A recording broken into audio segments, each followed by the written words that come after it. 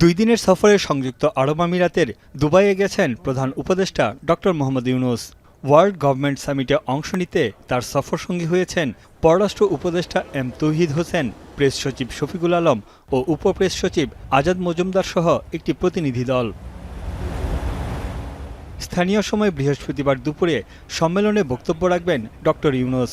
বৈশ্বিক নানা চ্যালেঞ্জ মোকাবেলা ও বিভিন্ন ইস্যুতে তুলে ধরবেন বাংলাদেশের অবস্থান। প্রধান উপদেষ্টার প্রেস সচিব জানান, এবারের সম্মেলনের মূল আকর্ষণ ডক্টর মোহাম্মদ ইউনূস।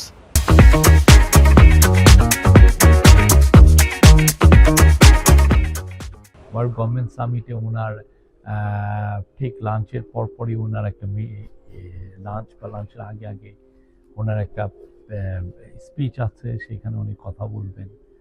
এবারের ওয়ার্ল্ড গভর্নমেন্ট সামিটের মূল অ্যাট্রাকশন হচ্ছেন প্রফেসর ইউনূস। এছাড়া সংযুক্ত আরব আমিরাতের সঙ্গে সম্পর্ক উন্নয়ন, বাণিজ্য সম্প্রসারণ ও প্রবাসীদের ভিসা জটিলতা নিরসন নিয়ে আলোচনায় জোর দেবেন প্রধান উপদেষ্টা।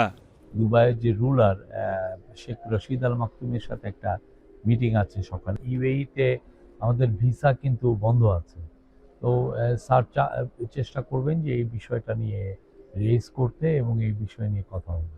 স্থানীয় সময় বুধবার রাত 11:02 দুবাই আন্তর্জাতিক বিমানবন্দরে প্রধান উপদেষ্টাকে স্বাগত জানান দেশটির ক্রীড়ামন্ত্রী আহমদ বেলহুল আল ফালাসি।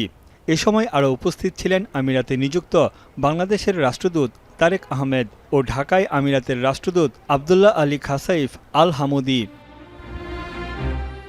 ওয়ার্ল্ড গভর্নমেন্ট সামিটে বিশ্বের অন্তত 30 দেশের রাষ্ট্র ও সরকার প্রধান অংশ নেবেন। 80টিরও বেশি আন্তর্জাতিক সংস্থা, 140টি সরকারি প্রতিনিধি দল, 6000-এর বেশি অংশগ্রহণকারী ও শীর্ষস্থানীয় বিশেষজ্ঞরা অংশ নেবেন সম্মেলনে। To the intelligent age. এখন সংযুক্ত আরব আমিরাত।